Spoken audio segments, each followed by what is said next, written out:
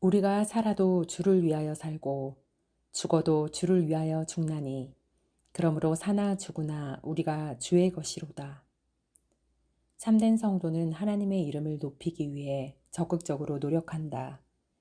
그는 매사에 이것이 하나님의 이름을 영화롭게 하는 것인가 라고 묻는다. 이것은 바울의 가장 큰 관심사이기도 했다. 경건한 성도는 하나님의 이름을 영화롭게 하지 못하면 살 가치가 없다고 생각한다. 하나님의 이름이 세상에서 어떻게 더럽혀지고 있는지 생각해보라.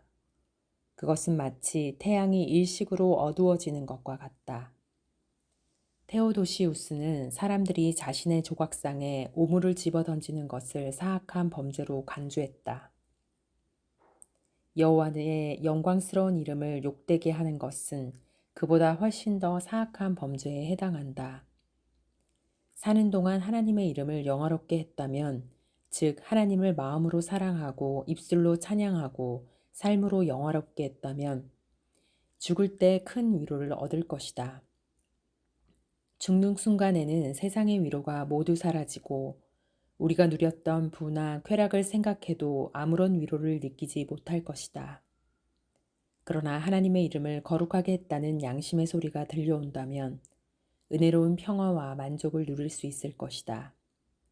온종일 일하고 나서 저녁에 품삯을 받는 종은 참으로 행복할 것이다.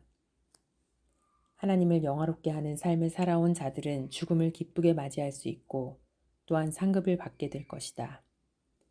하나님의 이름을 존귀하게 하면 그분이 우리를 존귀하게 하실 것이다.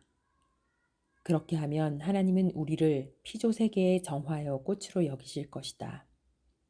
하나님의 이름을 영화롭게 한 사람들은 모두 다 명성이 드높다.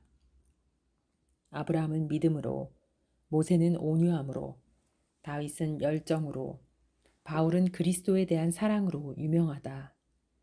그들의 이름은 오늘날까지도 하나님의 교회 안에서 향기로운 향내를 풍긴다. 하나님은 우리가 죽으면 천사들에게 들려 당당하게 천국에 들어가게 하실 것이다. 하나님이 자기 백성에게 그런 불멸의 명예를 안겨주시는데 그분의 이름을 거룩하게 하고 영화롭게 하고 그분의 명예를 드높이지 않을 사람이 과연 누가 있을지 궁금하다.